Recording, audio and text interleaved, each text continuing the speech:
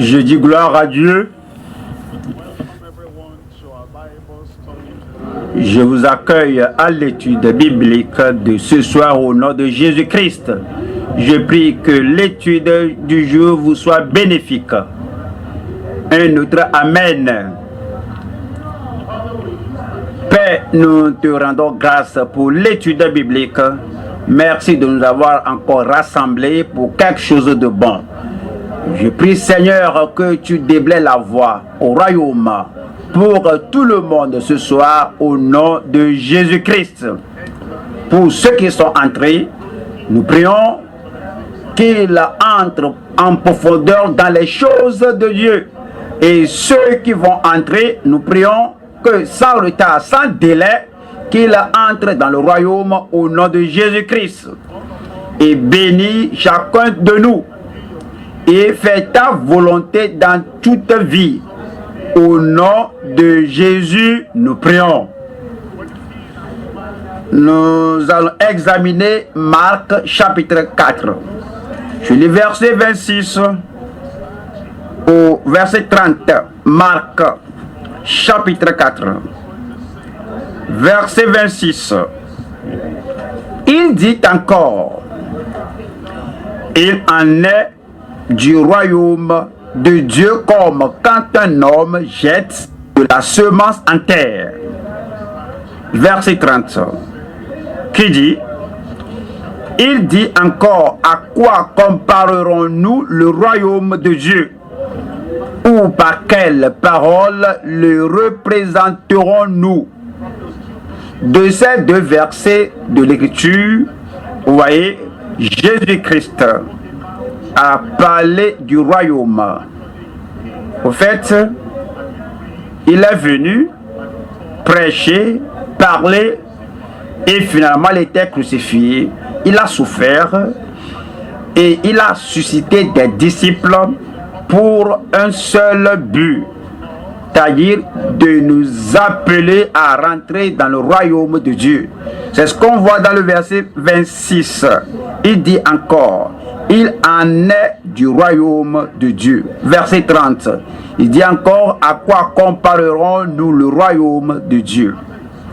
Après sa résurrection, son message aux disciples était centré sur le royaume de Dieu. Actes chapitre 1. Nous lisons le verset 1 à 3. Actes chapitre 1, verset 1. Théophile, j'ai parlé dans mon premier livre de tout ce que Jésus a commencé de faire et d'enseigner dès le commencement, jusqu'au jour où il fut enlevé au ciel, après avoir donné ses ordres par le Saint-Esprit aux apôtres qu'il avait choisis. Voilà le verset 3. Après qu'il eut souffert, il leur apparut vivant et leur en donna plusieurs preuves, se montrant à eux pendant 40 jours et parlant des choses qui concernent le royaume de Dieu. Après sa résurrection, tous ces jours avant son ascension qui leur a apparu, il parlait des choses relatives au royaume de Dieu. Nous avons entendu de Christ, nous apprenons de Christ et nous nous repentons et nous nous tournons vers Christ et nous croyons au Seigneur. Nous le cherchons afin que nous devenions des citoyens du royaume de Dieu. Et nous demeurons, nous restons dans la parole qui nous enseigne, afin que nous puissions garder notre citoyenneté dans le royaume jusqu'à ce qu'il revienne. Sans entrer dans le royaume, tout ce qu'on connaît. On peut connaître la Bible de page en page, de la Genèse à l'Apocalypse. Si on n'entre pas dans le royaume, tout sera vain. Sans entrer dans ce royaume, tout ce qu'on fait, on pourrait donner son corps à être brûlé on peut adorer chaque jour, on peut donner tous ses biens pour nourrir les indigents. Sans entrer dans ce royaume, tout est vain. Tout ce que nous possédons, tout ce que vous avez, vous pourrez avoir tout l'argent dans les banques de ce monde. Vous pouvez avoir toute position d'honneur et reconnue dans ce monde, dans votre pays. Sans entrer dans le royaume de Dieu, tout sera une vanité. Vous pourrez parvenir à avoir des privilèges sur terre. Vous pouvez avoir des prix sur la terre. Sans entrer dans le royaume de Dieu, tout sera vain. Voyons notre Marc. Marc, chapitre 4, verset 11. Marc 4, verset 11. Il leur dit: c'est à vous qu'a été donné le mystère du royaume de Dieu. Pour plusieurs qui lisent la Bible, le royaume est un mystère. Et pour plusieurs qui visitent les seuils de l'église, pour eux, le royaume est un mystère.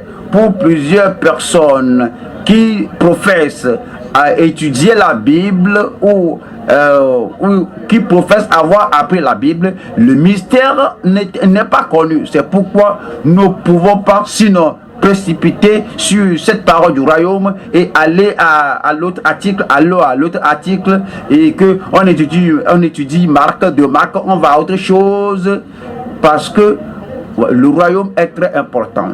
Et Marc chapitre 1, verset 14. Marc chapitre 1, verset 14. Après que Jean eut été livré, Jésus alla dans la Galilée prêchant l'évangile de Dieu. Voici cela, son souci, c'est le royaume de Dieu. Et l'objectif de sa prédication, c'est qu'on entre dans le royaume de Dieu. Il prêchait, il annonçait le royaume de Dieu. Verset 15, il disait: le temps est accompli et le royaume de Dieu, c'est ça, le royaume de Dieu est proche. Repentez-vous et croyez à la bonne nouvelle. Croyez à la bonne nouvelle. C'est ainsi qu'il faut entrer dans le royaume.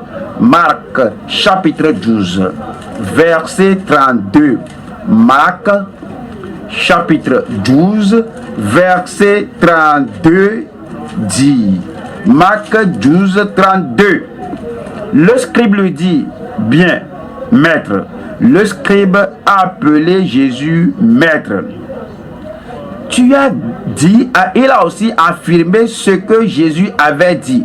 Le scribe lui dit: bien, maître. Tu as dit avec vérité. Il a reconnu la vérité, que Dieu est unique et qu'il n'y en a point d'autre que lui. Regardez ce qu'il dit. Il a reconnu l'existence de Dieu. Le scribe a reconnu l'unicité de Dieu. Il a reconnu la position élevée de Dieu et dit: et que l'aimer de tout son cœur, de toute sa pensée et de toute son âme et de toute sa force.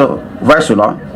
Il dit qu'il a reconnu le grand commandement dans la parole de Dieu, que d'aimer Dieu de tout le corps, de tout le cœur, de toute la pensée, de toute l'âme, de toute sa force, et aimer son prochain comme soi-même.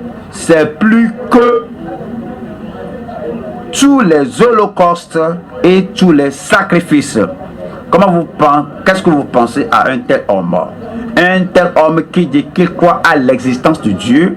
Un homme qui sait que Jésus est Seigneur et Maître. Un homme qui dit que nous devons l'aimer. Aimer le Dieu Tout-Puissant de tout notre cœur, de toute notre pensée, de toute notre âme et notre force, et d'aimer notre prochain comme nous-mêmes. Qu'est-ce qu'on doit penser à un tel homme? Verset 34. Et Jésus, voyant qu'il avait répondu avec intelligence, lui dit: tu n'es pas loin du royaume de Dieu. Tu n'es pas encore entré. Parce que tu n'entres pas avec ton intelligence, tu entres avec ton cœur. Tu n'entres pas avec la vérité doctrinale, mais tu entres avec la transformation du cœur. Il dit, mais tu as bien répondu, tout ce que tu as dit est vrai. Mais je vais te dire que tu n'es pas encore dans le royaume, mais tu n'es pas loin du royaume de Dieu. Et personne n'osa plus lui proposer des questions. Ce soir, nous allons voir Marc 4, du verset 26 au verset 34. Et je vous parle du thème, nous apprenons de confirmer,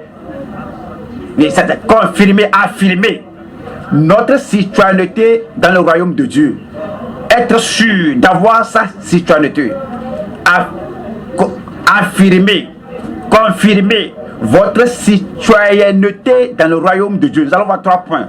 Premier point, la priorité d'entrer dans le royaume de Dieu. Le royaume est établi, c'est instauré. Le royaume était proclamé. Le royaume nous a été révélé sur les pages, dans les pages du Nouveau Testament. Jésus a exalté le royaume et il a ouvert la porte du royaume. Maintenant, la priorité dans toute vie, c'est que nous entrions dans le royaume de Dieu. La priorité d'entrer dans le royaume de Dieu. Deuxième point, la douleur d'exclusion du royaume de Dieu. Si cela est arrivé, que quelqu'un qui a visité des séminaires, a étudié la Bible en anglais, en français, en grec, en hébreu et dans toutes les langues originales. Et cependant, il rate le royaume, la douleur d'exclusion du royaume de Dieu. Si cela est arrivé, que quelqu'un venait à l'étude biblique, chaque semaine, il apprenait la Bible, il soulignait les choses, il croit la Bible, et s'il rate le royaume de Dieu, la douleur d'exclusion du royaume de Dieu. Si quelqu'un paraît être un enseignant de la parole de Dieu, un prédicateur de la parole de Dieu, un ouvrier qui aide les autres à connaître la parole, si cet enseignant, si ce prédicateur, si cette personne rate le royaume de Dieu, il y a une douleur d'exclusion du royaume de Dieu. Deuxième point, la douleur d'exclusion du royaume de Dieu. Troisième point, c'est notre privilège dans le royaume éternel de Dieu. Le royaume de Dieu a un aspect terrestre. Le royaume de Dieu a un aspect céleste. L'aspect céleste là, c'est la nature éternelle du royaume. Et lorsque nous entrons dans ce royaume éternel, notre privilège dans le royaume éternel de Dieu. Premier point. Dites-moi le premier point que vous avez là-bas. Ça c'est bon. Dites-moi cela avec la voix sonore d'un prédicateur. La priorité d'entrer dans le royaume de Dieu. Revenons à Marc chapitre 4. Nous lisons le verset 26. Verset 26. Il dit encore, il en est du royaume de Dieu, c'est une réalité. Cela existe. Cela a un établissement. Il en est du royaume de Dieu, comme quand un homme jette de la semence en terre. Oui. Est-ce qu'un fermier, un semeur existe? Oui. Est-ce que la semence est une réalité? Oui. Est-ce que le sol est réel? Oui. Est-ce que le fait de semer, moissonner est réel? Oui. Donc, il en est du royaume de Dieu. C'est factuel. Le royaume de Dieu. Et c'est bien connu. Le royaume de Dieu. Il en est du royaume de Dieu. Voilà le verset 30. Il dit encore, à quoi comparerons-nous le royaume de Dieu? Si vous comparez ceci à l'autre, si le premier est réel, donc vous comparez 1 à 2, si 1 est réel, 2 aussi sera réel. Cela nous dit que le royaume de Dieu est réel. Est-ce que le cultivateur donne la priorité au semail? Oui. On donne la semence. Oui, on donne la priorité au semail. Oui, on doit donner la priorité au royaume de Dieu. Matthieu, chapitre 6, verset 33. Cherchez premièrement le royaume et la justice de Dieu, et toutes ces choses vous seront données par-dessus. Cherchez premièrement, donnez la priorité à cela. Faites de cela la première place dans votre vie. Regardez les choses que vous faites dans la vie et les lieux que vous visitez dans cette vie et les choses que vous pratiquez dans votre vie. Est-ce que vous dormez? Oui. Est-ce que vous mangez? Oui, vous mangez. Est-ce que vous travaillez? Oui, vous travaillez. Est-ce que vous êtes allé au collège? Oui, assurément. Vous avez des diplômes? Certainement. Est-ce que vous avez essayé de vous marier, avoir une femme, un mari? Absolument. Mais c'est dit que toutes ces choses ne sont pas aussi importantes ou bien en tant qu'une entité comme le royaume de Dieu. La chose première à poursuivre, à rechercher, c'est le royaume et sa justice. Vous pouvez avoir toutes ces choses mentionnées et aussi rater le ciel. Mais si vous devez aller au ciel et passer l'éternité dans le royaume, cherchez premièrement le royaume et la justice de Dieu. Et toutes ces choses vous seront données par-dessus. Elles viendront plus tard, mais cherchez premièrement le royaume de Dieu. Jean, chapitre 3. Jean, chapitre 3, verset 1. Verset 1. Mais il y eut un homme d'entre les pharisiens nommé Nicodème, un chef des Juifs. Un chef des Juifs. Il connaissait l'Ancien Testament, mais cela ne suffit pas. Il connaissait l'alliance de Dieu, cela ne suffit pas. Il a une position élevée parmi les dirigeants religieux d'Israël, mais cela ne suffit pas. Qui vint lui auprès de Jésus de nuit et lui dit: Rabbi, maître, enseignant, nous savons que tu es un docteur venu de Dieu. Frères et sœurs, ça c'est bon, mais cela ne suffit pas. Il y a beaucoup de personnes qui disent que oui, je crois que Jésus est un grand docteur. Ça c'est bon, mais c'est pas assez. Je crois que Jésus est le fondateur de la plus grande religion sur la terre, le fondateur du christianisme. C'est bon, mais cela ne suffit pas. Je crois que Jésus est un grand prophète. Oui, c'est bon, mais cela ne suffit pas. Je crois que Jésus est un faiseur de miracles. Il a guéri mon corps, il a pourvu à mes besoins, il m'a donné le succès. C'est bon, mais cela ne suffit pas. Nous savons que tu es un docteur venu de Dieu, car personne ne peut faire ces miracles que tu fais si Dieu n'est avec lui. Je crois au miracle, c'est bon, mais cela ne suffit pas. La priorité d'entrer dans le royaume de Dieu.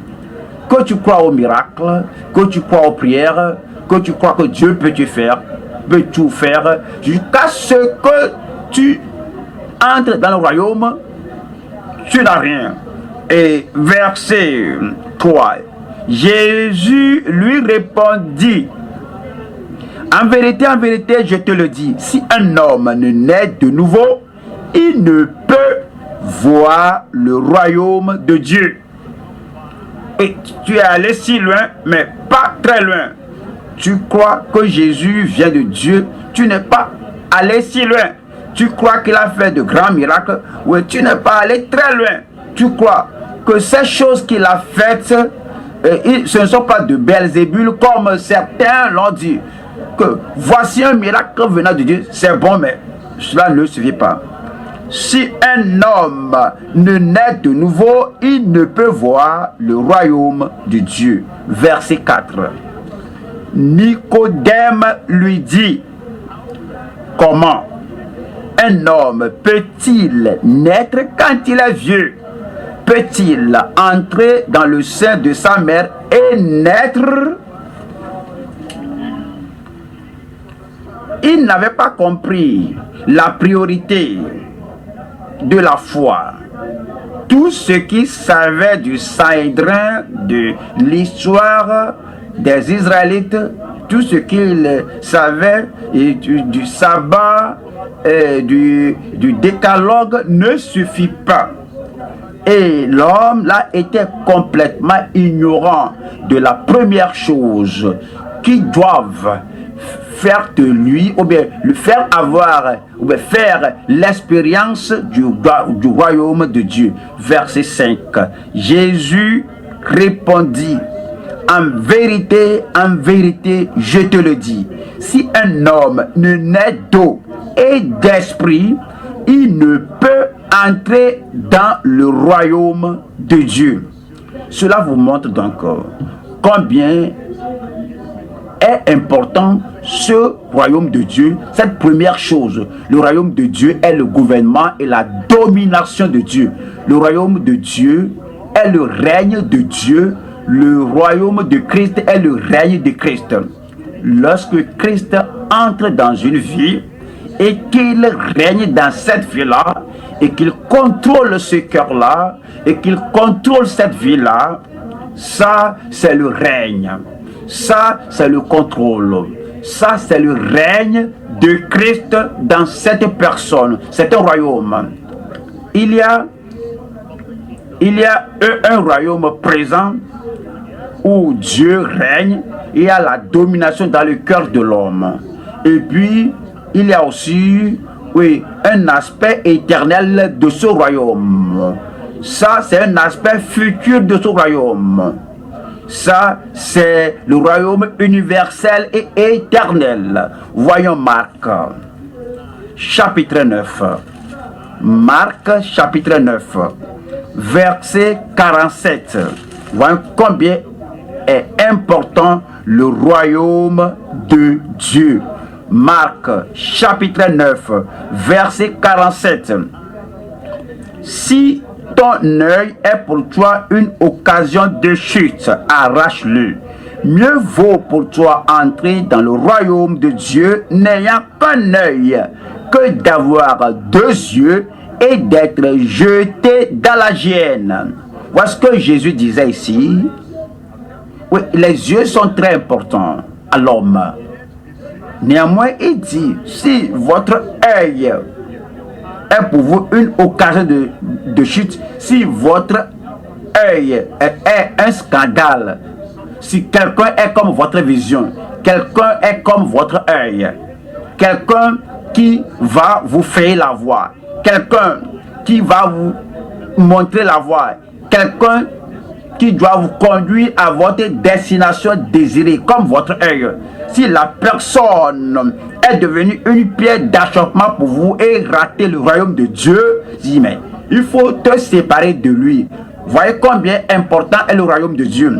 Et c'est dit ailleurs. Si ta main, tu as une main, la main pour réaliser le succès, la main qui va t'accorder la prospérité, la main qui va te faire avoir tout ce que tu désires sur la terre. Si la main là est pour toi une occasion de chute et te faire séparer du royaume de Dieu, coupe là. C'est mieux pour toi d'entrer dans le royaume de Dieu étant manchot que d'avoir deux mains et entrer dans la gêne, dans le feu qui ne s'éteint jamais.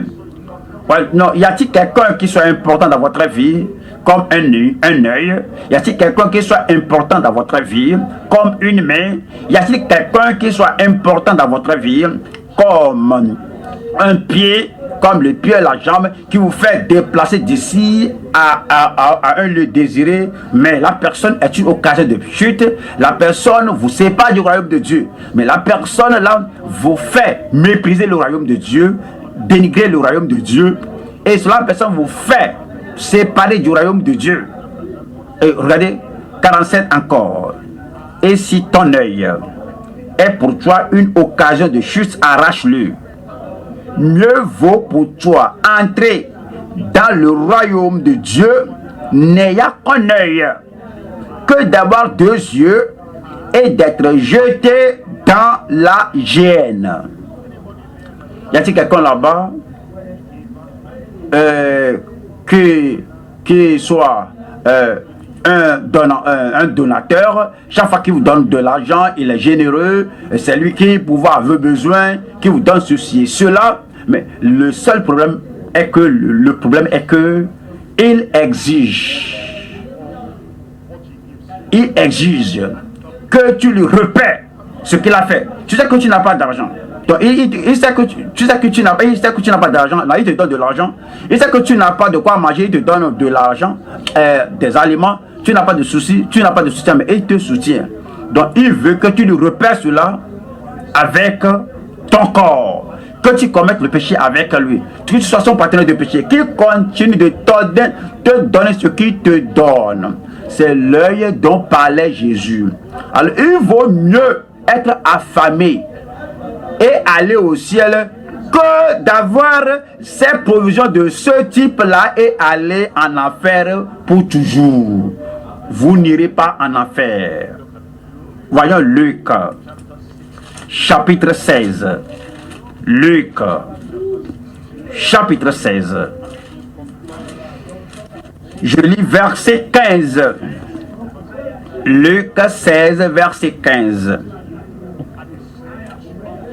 Jésus leur dit, vous cherchez à paraître juste devant les hommes, mais Dieu connaît vos cœurs, car ce qui est élevé parmi les hommes est une abomination devant Dieu.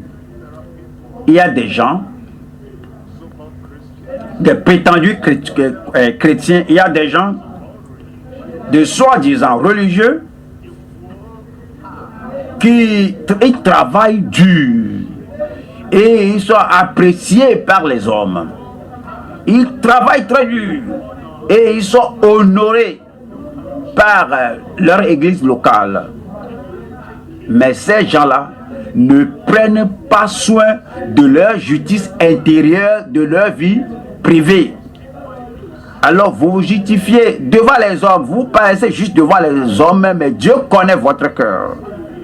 Car ce qui est élevé parmi les hommes est une abomination devant Dieu.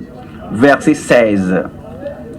La loi et les prophètes ont subsisté jusqu'à Jean. Depuis lors, le royaume de Dieu est annoncé et chacun use de violence pour y entrer. Et chacun use de violence et chacun coupe la corde qui le pousse en arrière et se sépare de tout ce qui va le clouer, l'empêcher, et il use de violence pour entrer dans le royaume de Dieu.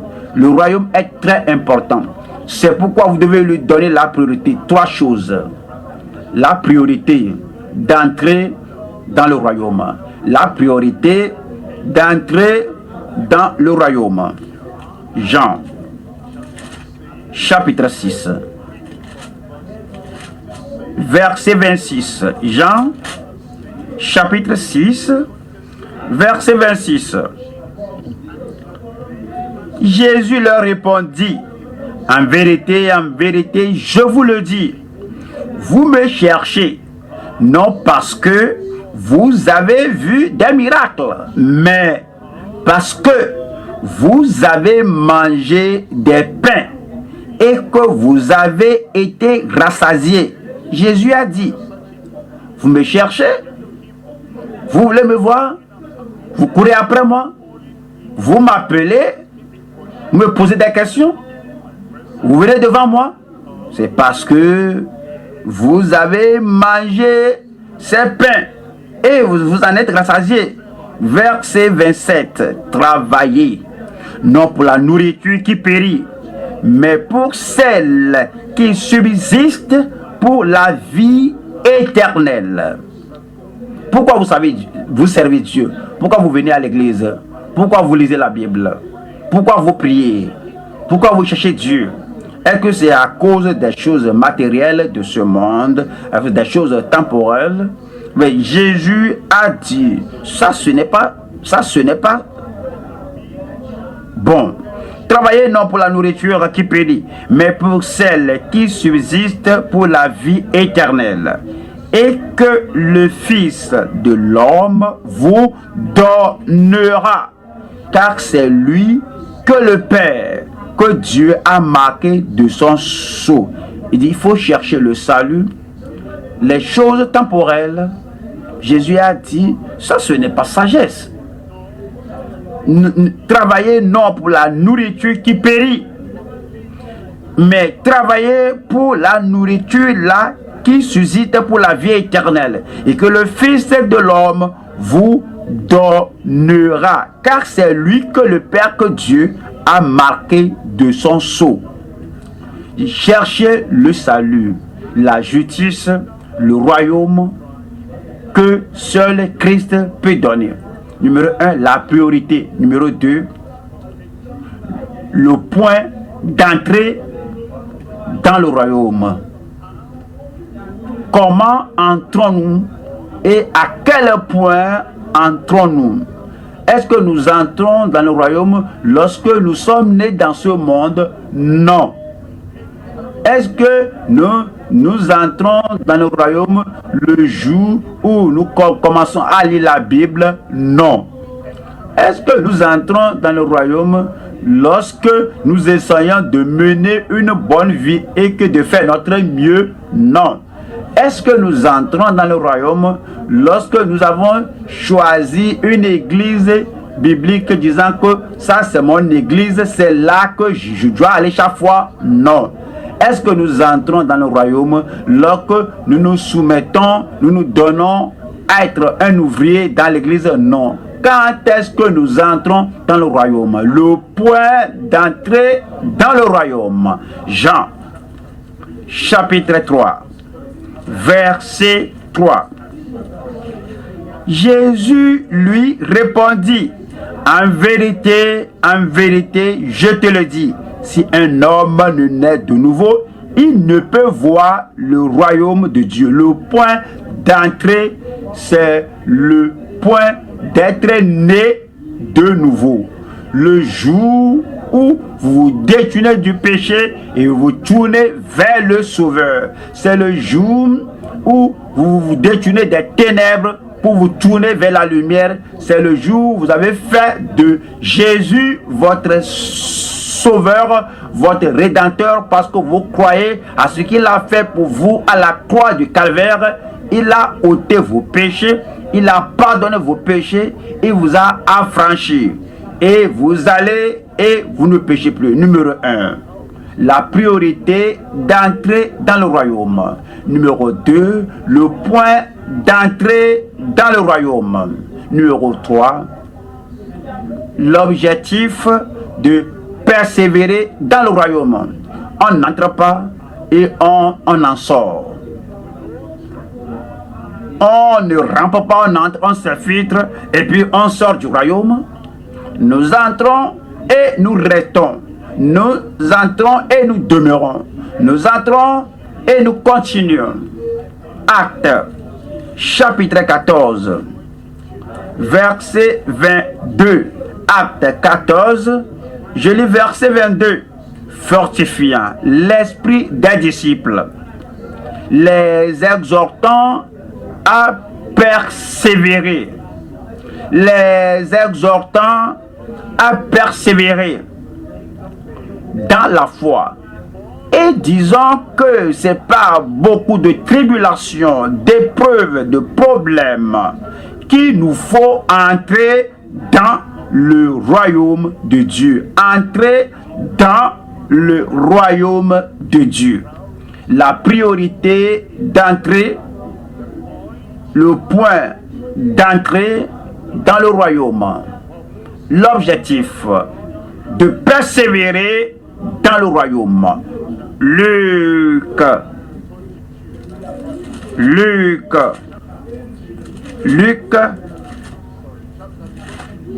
22, 28.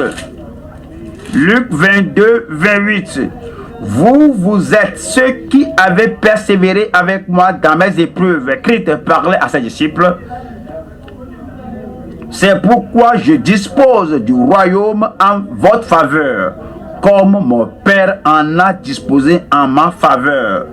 Vous avez persévéré avec moi, vous avez continué avec moi, vous continuez de persévérer, donc j'ai disposé à votre faveur un royaume comme mon Père en a disposé à ma faveur, afin que vous mangiez et buviez à ma table dans mon royaume futur, et que vous soyez assis sur des trônes pour juger les 12 tribus d'Israël.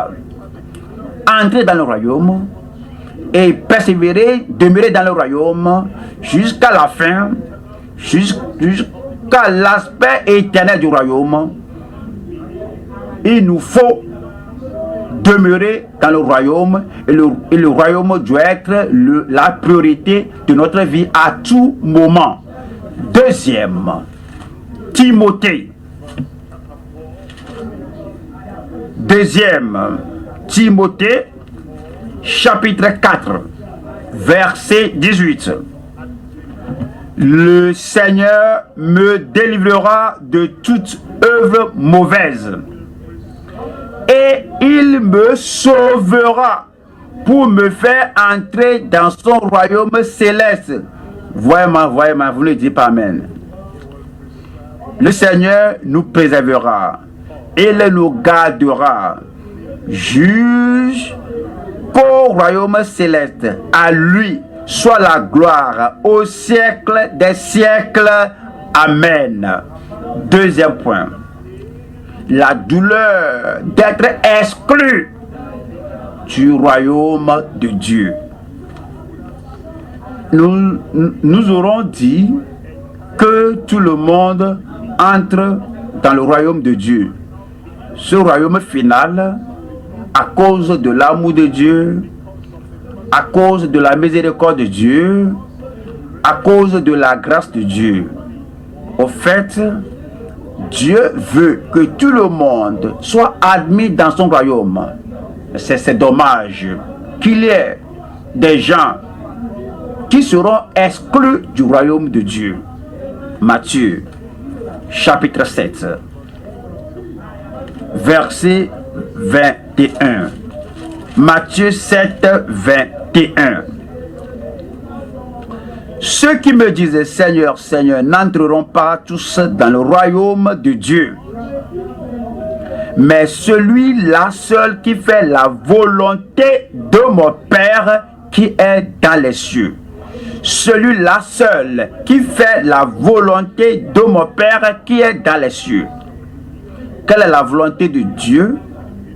Plusieurs personnes croient que la volonté de Dieu, que celui-ci m'a été révélé en mariage. Donc, celle-là, je ne l'apprécie pas, je ne l'aime pas, je l'ai vu dans le rêve. Dieu, donc j'accepte. Je vais la prendre en mariage. On croit que ça c'est final. Ça c'est fait la volonté de Dieu. Qu'on va au ciel. Pour certains là, quelle est la volonté de Dieu? Quelqu'un est venu prophétiser, me disant ceci et cela, que tu dois faire ceci. Au fait, je n'ai pas vu, moi je ne vois pas cela, mais Lui, il est un prophète et il m'a prophétisé, donc j'accepte cela. On croit que c'est la volonté de Dieu. Voilà ce que Jésus dit ici. Et que ceux qui me disent Seigneur, Seigneur, n'entreront pas tous. Il y a beaucoup de personnes qui prient, beaucoup de personnes qui jeûnent. Il y a beaucoup de personnes qui appellent Jésus Seigneur. Mais voilà le verset 22. Plusieurs me diront en ce jour-là, Seigneur, Seigneur. Ils continuent de l'appeler Seigneur jusqu'à la mort, même après la mort. Plusieurs me diront en ce jour-là, Seigneur, Seigneur, n'avons-nous pas prophétisé par ton nom? Oui, tu l'as fait. N'avons-nous pas chassé des démons par ton nom? Assurément, tu l'as fait. Et n'avons-nous pas fait beaucoup de miracles par ton nom? Oui, tu l'as fait. Alors, je leur dirai ouvertement, je ne vous ai jamais connu. Retirez-vous de moi, vous qui commettez l'iniquité. Il appelait Jésus, mais il commettait l'iniquité. Il appelait Seigneur, mais il vivait dans le péché. Il lisait la Bible, mais il pratique le péché. Il prêche à d'autres personnes, mais ils vivent dans le péché. Tu prophétises, mais tu vis dans le péché. Alors, ils ne sont pas affranchis du péché. Ils ne croient pas à cela. Qu'on peut être affranchi du péché. Ils pêchent au quotidien. Ils pêchent publiquement. Ils pêchent secrètement. Ils pêchent avec et ils commettent de moindres péchés et de grands péchés. Néanmoins, ils sont religieux. Jésus a dit que je leur dirai que je ne vous connais pas, éloignez-vous de moi. Retirez-vous de moi, vous qui commettez l'iniquité. Je prie que vous ne soyez pas celui qui commet, que vous ne soyez pas des ouvriers d'iniquité. Luc, nous allons à Luc. Luc chapitre 13, verset 23. Voyons ce que Jésus a dit. Quelqu'un lui dit, Seigneur, il l'a appelé Seigneur, n'y a-t-il que peu de gens qui soient sauvés? Il leur répondit, efforcez-vous d'entrer. Il ne faut pas vous gêner pour d'autres personnes. Et n'y a-t-il que peu de gens qui soient sauvés? Il leur répondit, efforcez-vous d'entrer par la porte étroite, car je vous le dis, beaucoup chercheront à entrer et ne le pourront pas. Quand le maître de la maison se sera levé et aura fermé la porte, cela veut dire que l'occasion d'entrer n'est pas toujours là. Il y a un temps, un moment où la porte au royaume sera fermée. La personne qui continue, qui a commettre le péché et pêche impunément, leur sonnera, où la porte de la grâce sera fermée. C'est ce que Jésus dit. Il dit, quand le maître de la maison se sera levé et aura fermé la porte, et que vous, étant dehors, vous commencerez à frapper à la porte en disant, Seigneur, Seigneur, ouvre-nous. Il vous répondra, je ne sais d'où vous êtes. Regardez cela. Alors, vous vous mettrez à dire, nous avons mangé et bu devant toi.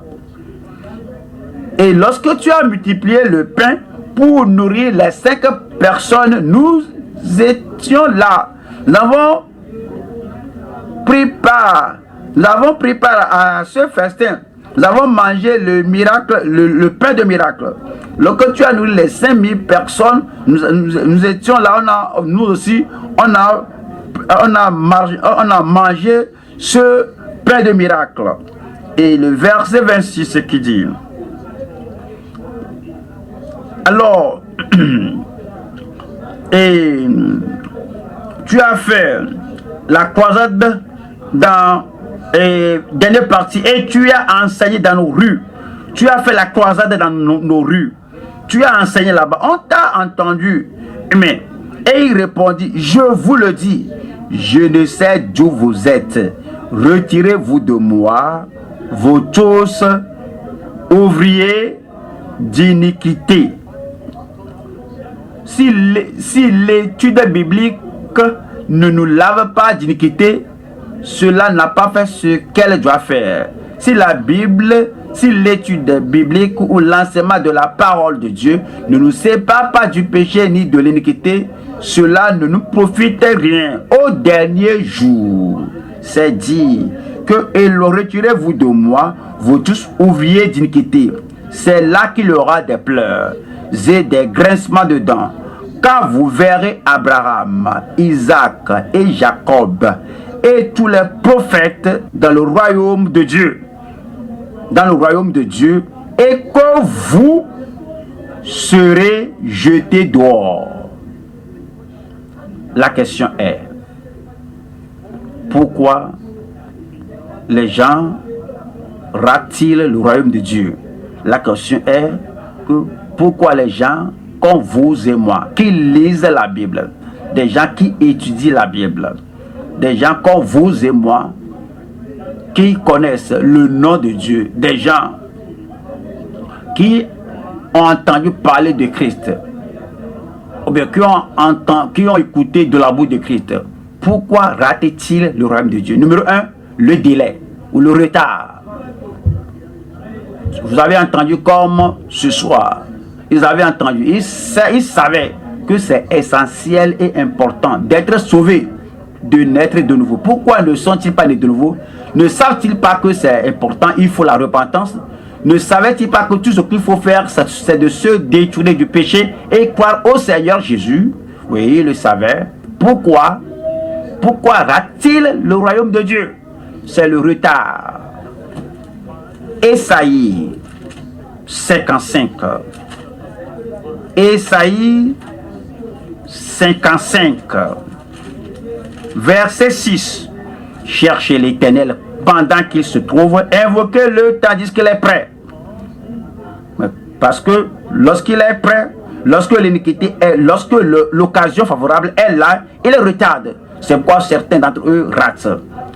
Et vous avez entendu parler des 5 vierges folles.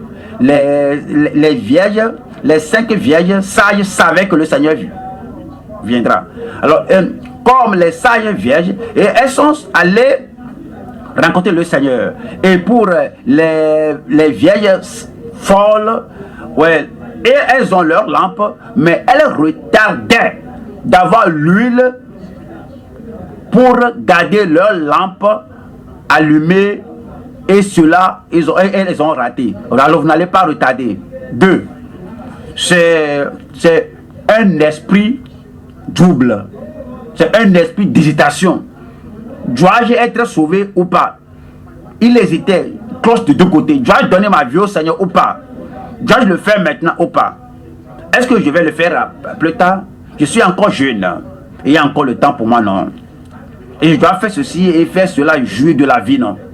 Tout ce que papa et maman disent, eux là, ils disent que soignez de vous, eux là, papa et maman étaient dans le monde, ils ont goûté ces choses de ce monde, et c'est après tout, non, après tout qu'ils sont venus au Seigneur. Maintenant, ils sont nés de nouveau. Alors, maintenant, il y a l'hésitation. Mais tu ne sais pas quand Christ viendra. Tu ne sais pas quand tu mourras. Si tu dois être sauvé, fais-le aujourd'hui. Maintenant. Jacques, chapitre 1, verset 8. C'est un homme irrésolu, inconstant dans toutes ses voies, inconstant. Je vais chercher le Seigneur, mais je serai sauvé. Non, je change ma décision maintenant. Je vais abandonner cette mauvaise compagnie, mais je vais faire ça après. Je serai né de nouveau, mais je change ma décision. C'est cette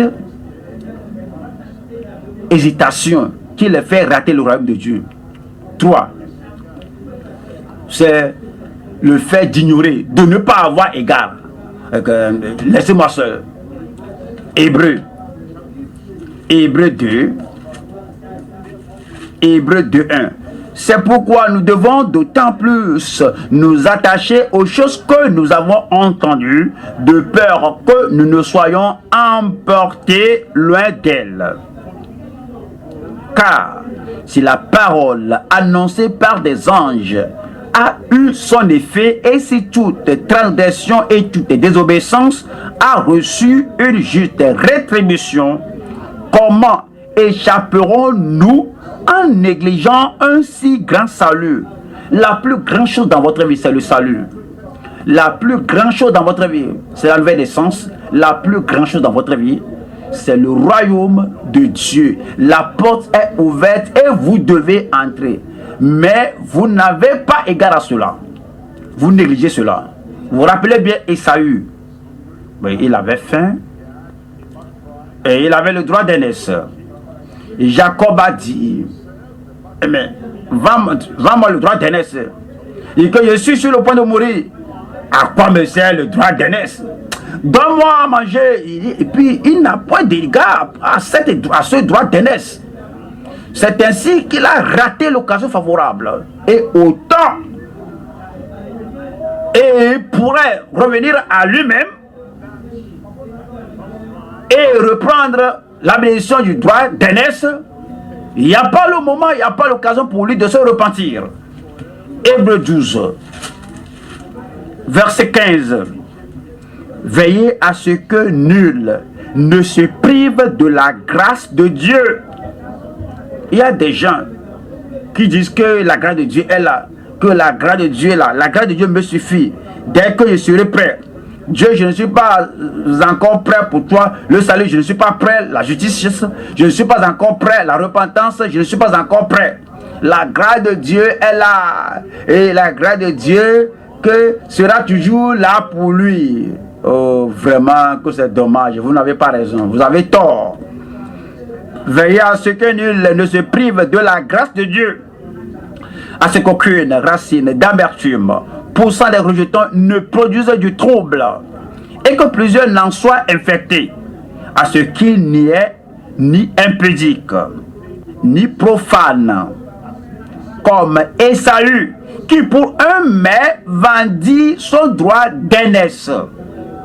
Vous savez que plus tard, voulant obtenir la bénédiction, il fut rejeté, quoiqu'il la sollicita avec larmes, car son repentir ne put avoir aucun effet. Le jour viendra où les larmes ne peuvent même plus être coulées. Où votre repentir, votre angoisse n'aura pas de valeur, où votre recherche n'aura pas de valeur. Il ne faut pas retarder. Le retard ou le délai a causé beaucoup de personnes, a fait rater l'occasion à beaucoup de personnes. Il faut rejeter l'hésitation. Il ne faut pas avoir un mauvais, il ne faut pas dénigrer le royaume.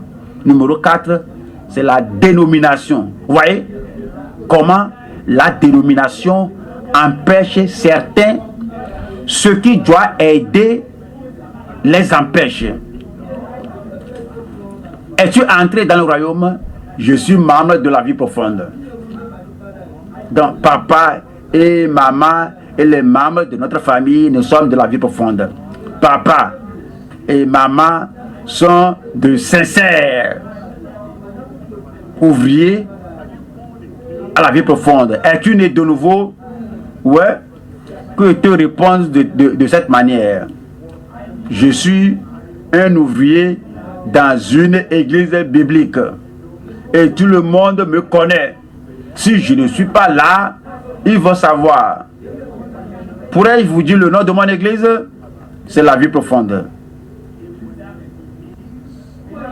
Ces gens vont rater le ciel à cause de la dénomination. Parce que leur assurance n'est pas fondée sur Christ. Ce n'est pas fondé sur une repentance personnelle. Ce n'est pas vanter sur le fait de se détourner du péché pour avoir la grâce de Dieu et que l'Esprit de Dieu rende témoignage à leur cœur qu'ils sont enfants de Dieu. Ça, c'est la dénomination. Voyons Matthieu chapitre 3. Matthieu 3, verset 9. Et ne prétendez pas dire en vous-même, nous avons Abraham pour père. Car je vous déclare que de cette pierre-ci, Dieu peut susciter des enfants à Abraham.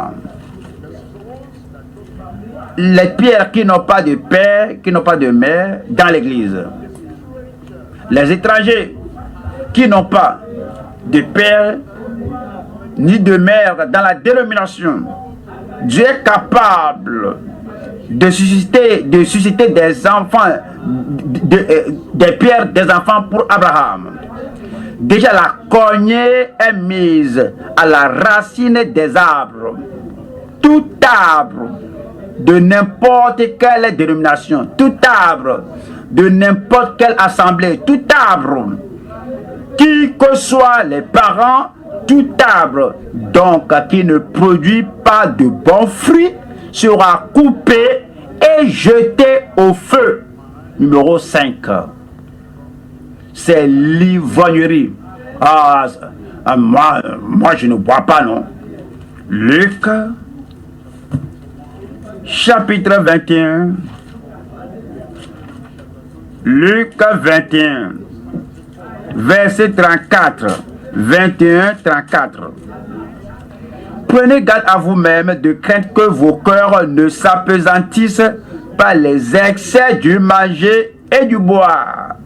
Ce n'est pas ta bouche, mais c'est ton cœur. Ton cœur est appesanti. Ton cœur est appesanti par les excès du manger. Tu suis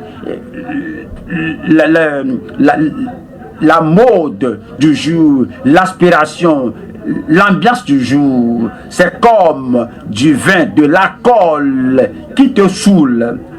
Alors cela ôte la Bible de ton cœur. Tu cours avec le monde. Cela ôte la prière de toi. Cela ôte la sobriété de toi. Cela te ravit le sérieux et la quête du royaume de Dieu. Prenez garde à vous-même de crainte que vos cœurs ne s'apesantissent par les excès du manger et du boire et par les soucis de la vie. Pas le vin, par les soucis de la vie. Quelqu'un là, moi je dois l'avoir. Ah, je veux le deuxième diplôme. Je veux le deuxième diplôme. J'ai ceci, je veux ceci, je veux cela. Je veux cela. Et dès que vous courez après cela, les soucis de la vie, et que ce jour ne vienne sur vous à l'improviste, car il viendra comme un filet sur tous ceux qui habitent sur la face de toute la terre. Numéro 6. C'est la distraction. Qu'est-ce que cela veut dire? Vous allez quelque part et vous entendez un bruit derrière vous. Vous voyez d'autres choses autour de vous. Et à cause de cela, vous regardez derrière vous. Alors qu'est-ce qui vous distrait? Vous venez à l'étude biblique. Et puis, au bord de la route là-bas, il y a des gens qui font le tapage, qui jouent de la guitare, ils font ceci, et puis vous êtes distrait et vous passez là-bas. Vous cherchez le salut. Oh Seigneur, sauve-moi. Assez, c'est assez. Je ne dois pas continuer dans cette mauvaise voie. Et quelqu'un vient et dit que, tu vois, j'ai découvert quelque chose de nouveau. Et tu dois venir ici. Et tu as oublié le salut, la distraction.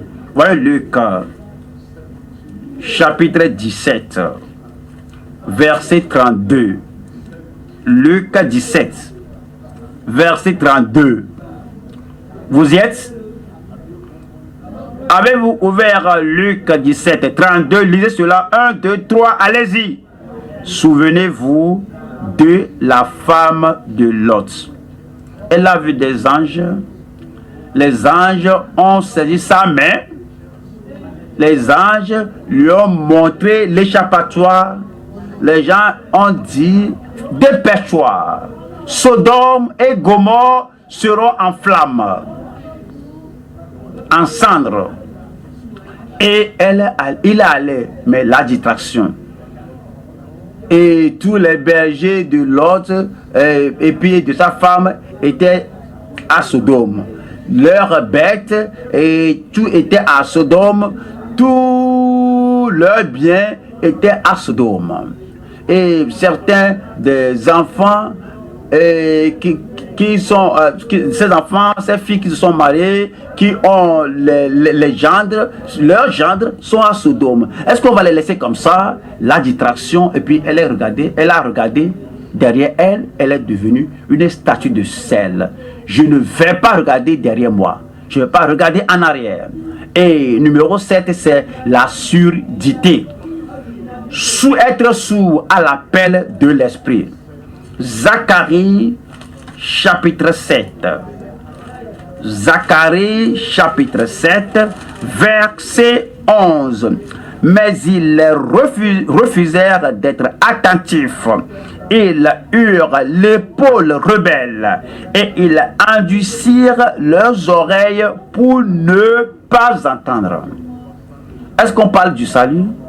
Moi, je bouche les oreilles, je ne veux pas entendre cela. Ce que je veux entendre maintenant, que je peux tout faire à travers Christ qui me fortifie. Ce que je veux écouter maintenant, c'est que vous êtes plus que vainqueur. Ce que moi je veux écouter maintenant, que toute tempête de la vie sera calmée. Moi je veux entendre parler de la foi. Comment dépasser les montagnes. Le salut, non, je ne suis pas prêt pour cela. Et ils bouchent leurs oreilles et ils sont délibérément sourds. Je prie que le salut ne vous élude, ne vous manque pas, ne vous rate pas. Acte 7, 57. Acte chapitre 7, verset 57. Ils poussèrent alors de grands cris en se bouchant les oreilles et ils se précipitèrent tous ensemble sur lui. Ouais, ils se sont bouchés les oreilles qu'ils ne vont pas entendre. Dieu merci, j'entends. Dieu merci, moi j'entends. Si on s'arrête et si nous arrêtons notre zèle et notre course vers l'éternité, personne d'entre nous ne doit être comme la femme de l'autre. Arrête, tu cours trop vite. Le monde s'engouffre dans ton âme. Tu vois beaucoup de choses du monde et ta vision a été ôtée. La justice est ôtée de toi. L'argent érode ton cœur et les choses de ce monde sont devenues le feu ardent de ta vie. Arrête-toi. Pense, réfléchis, fais demi-tour. Ne sois pas comme la femme de l'autre. Ne deviens pas comme Ésaü. Ne sois pas comme Balaam. Et il ne faut pas mener ta vie comme Saül, comme Géasi, comme le Ramassi, comme Judas Iscario, comme Démas. Si tu rates le ciel, il n'y a pas un retour, un détour, il n'y a pas un chemin de retour de l'enfer. Dès que tu meurs et aller passer 5 minutes dans l'état de feu, c'est insupportable. Passer 1 heure en enfer, 1 jour en enfer, 1 an en enfer, passer 100 ans en enfer, 1000 ans dans le feu, 1000 ans, des millions d'années, pour toujours et pour toujours dans le feu. Ou pourquoi voulez-vous jeter votre âme et votre cœur? Pourquoi voulez-vous passer l'éternité avec Satan en enfer? À Dieu ne plaise. Je dis à Dieu ne plaise. Arrêtez cette course sans frein. Allez avec méditation, disant, moi je serai sage. Il y a une douleur d'exclusion, la douleur d'être exclu du royaume de Dieu. Mais Dieu merci, moi je ne raterai pas le ciel. Moi je ne raterai pas le royaume de Dieu. Je dis moi je ne raterai pas le royaume de Dieu. Troisième point, notre privilège dans le royaume éternel de Dieu, notre privilège dans le royaume éternel de Dieu. Matthieu chapitre 6 verset 33. Matthieu 6 verset 33. Cherchez premièrement le royaume, un seul royaume, pas deux royaumes de Dieu. C'est éternel, c'est pour toujours, élevé, un royaume saint, un royaume grand. Cela ne prendra pas fin. Et c'est dit, votre priorité doit être fixée sur ce royaume de Dieu. Cherchez-le. Cela ne vient pas à celui qui ne le cherche pas. Votre cœur, votre pensée, votre vie doivent être là. Et vous le cherchez en oubliant tout ce qui rivalise avec le royaume. Cherchez premièrement le royaume et la justice de Dieu. Tu ne peux pas chercher le royaume dans l'isolement sans la justice. Et toutes ces choses vous seront données par-dessus. L'addition viendra. Mais il ne faut pas faire de ces choses ajouter votre priorité. La priorité doit être le salut. La chose première, c'est la vie éternelle. Le numéro 1, c'est que vous repentiez et que vous détourniez du péché. Luc 7, verset 28. Luc 7, verset 28. Je vous le dis, parmi ceux qui sont nés de femmes, il n'y en a point de plus grand que Jean. Cependant, le plus petit dans le royaume de Dieu est plus grand que lui. Voici la plus grande, la promotion la plus élevée que vous puissiez avoir.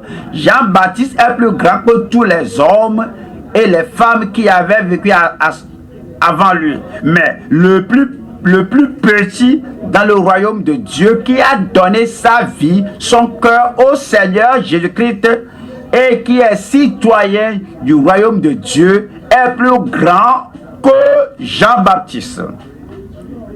Que c'est un grand privilège. Luc chapitre 20 verset 35. Luc 20 verset 35.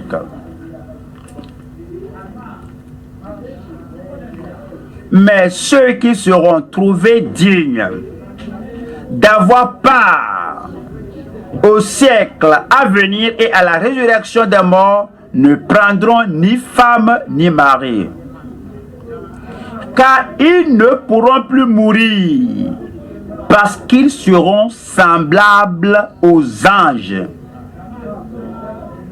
Parce qu'ils seront semblables aux anges. Que c'est un grand privilège. Nous voici ici. Et dans la chair, seulement l'eau et la poussière qu'on a dans le corps. Et dès qu'on devient citoyen du royaume, c'est dit finalement, lorsque nous serons dans ce royaume éternel, nous serons semblables aux anges et qui seront fils de Dieu, étant fils de la résurrection. de grands privilèges. Vous n'allez pas le rater. Je ne le raterai pas. Mais vous savez, il faut la repentance qui est très importante. Le salut est très important. Vous devez savoir le temps. Vous ne devez pas dire que je crois que je suis de vous. Non, non, non, non, ça ne suffit pas. Hein. Vous devez savoir le jour, le temps, ce que vous avez fait et comment vous avez remis votre vie au Seigneur. Et comment l'Esprit de Dieu vous a donné le témoignage que vous vous êtes repenti, que vous avez cru. Et il y a un changement défini de vie et de cœur. Vous savez réellement, sans doute, que vous êtes citoyen du royaume. Luc 22, verset 18. Luc 22, verset 18. Car je vous le dis, je ne boirai plus désormais du fruit de la vigne, jusqu'à ce que le royaume de Dieu soit venu. Que pensez-vous? S'asseoir à la même table avec Jésus, le Seigneur, le Sauveur, l'Alpha et l'Oméga, le Prince de la paix, le vrai Fils de Dieu, s'asseoir à la même table avec Jésus dans le royaume de Dieu et manger avec lui, cela seul, ce privilège seul, vous fera abandonner toute autre chose et entrer dans le royaume. Verset 29. C'est pourquoi je dispose du royaume en votre faveur, comme mon Père en a disposé en ma faveur. Que c'est un grand privilège. 30. Afin que vous mangiez et buviez à ma table dans mon royaume, et que vous soyez assis sur des trônes pour juger les 12 tribus d'Israël. Vous voyez, vous dites que ça c'est pour les apôtres. C'est ce que vous dites. Mais allons, voyons 1er Corinthiens chapitre 6. 1er Corinthiens chapitre 6 verset 2. 1er Corinthiens chapitre 6 verset 2. Ne savez-vous pas que les saints jugeront le monde? Est-ce que vous ne le savez pas? Comme ces apôtres jugeaient les 12 tribus d'Israël, vous, saints de Dieu, nous, les saints de Dieu, nous jugerons le monde. Vous n'avez pas entendu cela? Voilà le verset 3. Ne savez-vous pas que nous jugerons les anges, même les anges déchus? Nous, les saints de Dieu, nous les jugerons. Amen. Deuxième Timothée, chapitre 4, verset 8. Deuxième Timothée, chapitre 4, je lis verset 7. J'ai combattu le bon combat. J'ai combattu le bon combat. Ce que Paul a combattu est différent de ce que vous combattez. Il a combattu les bêtes en Éphèse. Ouais. Vous devez combattre le sommeil qui vous ôte la prière. Vous devez lutter contre ce sommeil-là. Vous devez combattre l'ambition qui vous enlève l'intérêt du royaume de votre cœur. Vous devez combattre cette ambition-là. Vous pourrez combattre le plaisir de votre famille qui dit que tu ne dois pas laisser la religion de la famille. Reste dans la religion de la famille. La religion qui n'amène personne au ciel. Tu dois lutter contre cela. Quelle que soit la chose qui t'empêchera d'aller dans le royaume, tu dois lutter contre cela. C'est peut-être la crainte d'un homme. Il y a un homme, une femme qui ne te permet pas, qui ne t'accorde, qui ne te laisse pas la liberté d'obéir à Dieu et être dans le royaume et demeurer dans le royaume. Tu dois obéir au Seigneur. Mais il y a un homme, une femme, comme un tyran. Et même voir son visage te terrifie. Et puis, tu oublies le royaume. Tu ne peux pas faire cela. Si il doit t'écraser la tête, tu dois être dans le royaume. S'ils vont te brûler, tu dois aller dans le royaume. Aucun homme sur la terre, aucune femme sur la terre n'ôtera le royaume de ton cœur. Il faut dire un bon amen au Dieu Tout-Puissant. J'ai combattu le bon combat. J'ai achevé la course. J'ai gardé la foi. Désormais, la couronne de justice m'est réservée. Le Seigneur, le juste juge, me la donnera dans ce jour-là. Et non seulement à moi, mais encore à tous ceux qui auront aimé son avènement. Vous n'allez pas rater le royaume. 2 Pierre chapitre 1. 2 Pierre chapitre 1, verset 11. C'est ainsi, en effet, que l'entrée dans le royaume éternel de notre Seigneur et Sauveur Jésus-Christ vous sera pleinement accordée.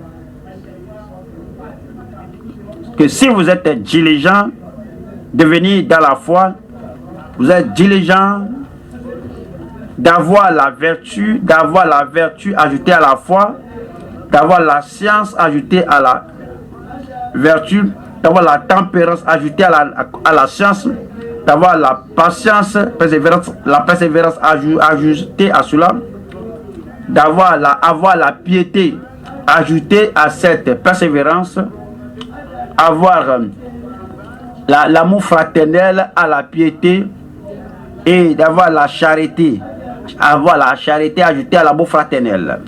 Et c'est dit verset 8.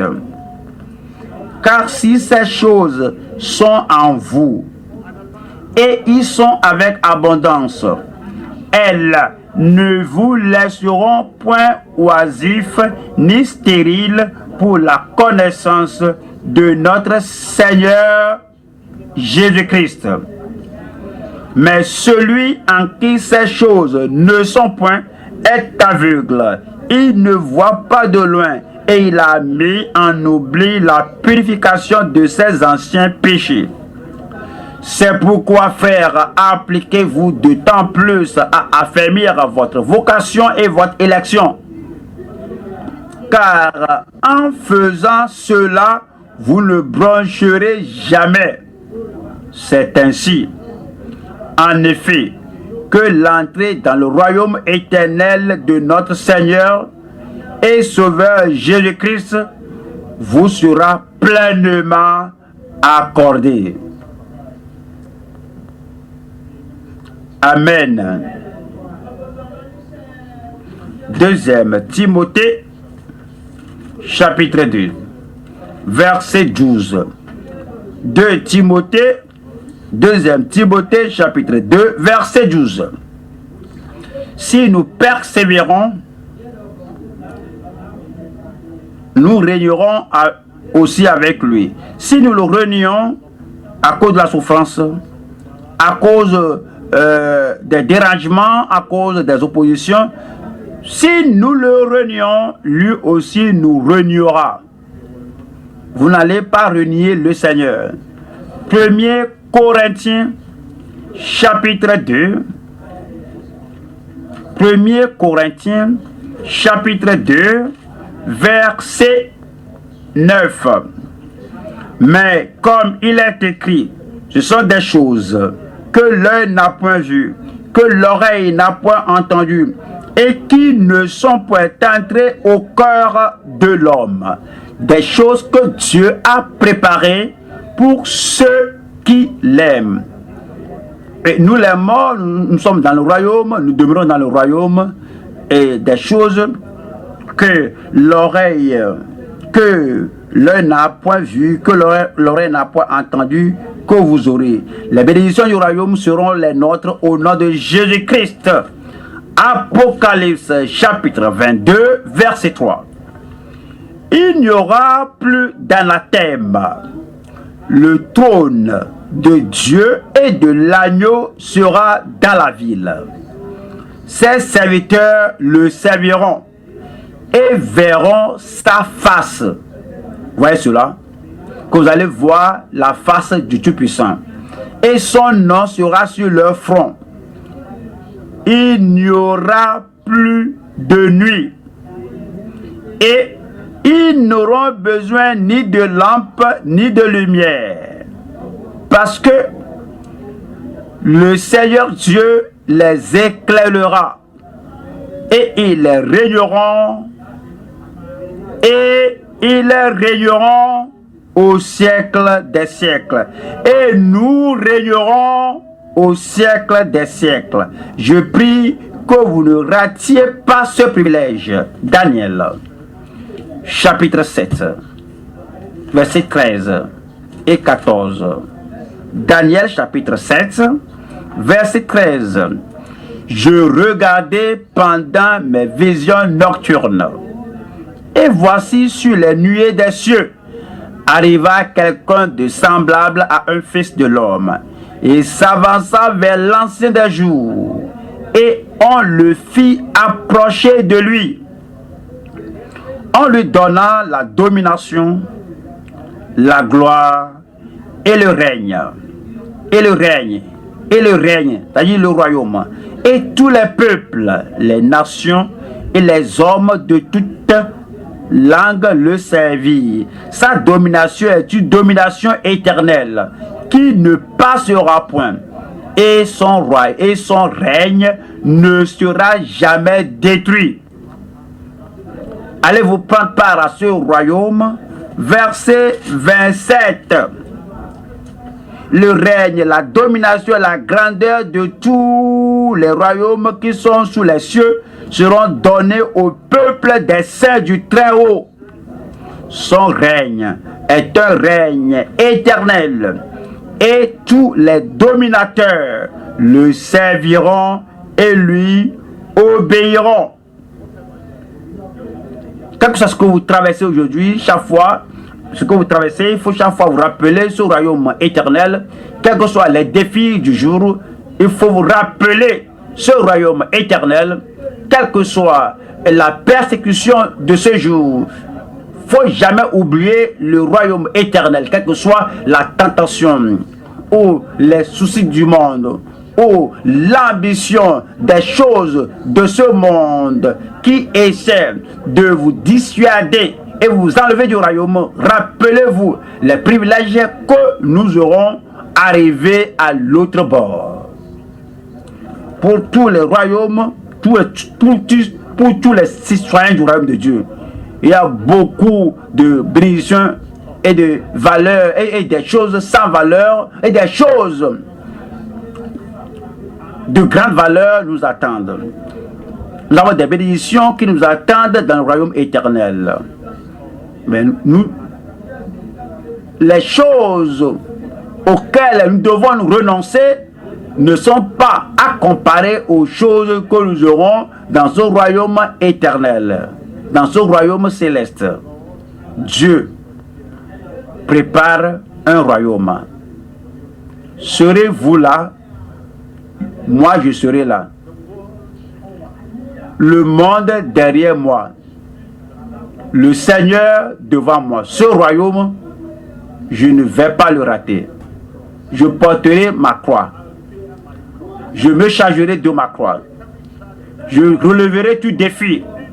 Je combattrai toute chose qui veut m'ôter du royaume. Je vais propager le message du royaume. Lorsque le jour-là viendra, je serai là. Je serai là. Daniel, chapitre 12, verset 2 et verset 3. Plusieurs de ceux qui dorment dans la poussière de la terre se réveilleront, les uns pour la vie éternelle et les autres pour l'opprobre, pour la honte éternelle. Ceux qui auront été intelligents, y a-t-il des gens intelligents ici cette nuit? Ceux qui auront été intelligents, y a-t-il des enfants de Dieu intelligents ici ce soir? Ceux qui auront été intelligents brilleront comme la splendeur du ciel.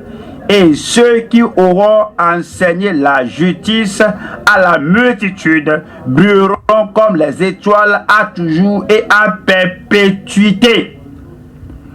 Je ne raterai pas ce royaume pour quelque chose d'autre sur terre. Quel que soit ce que le diable vous présentera comme un or brillant, mettez cela de côté. Cherchez premièrement le royaume et ça est la justice de Dieu. Et tout ce dont vous aurez besoin vous sera ajouté.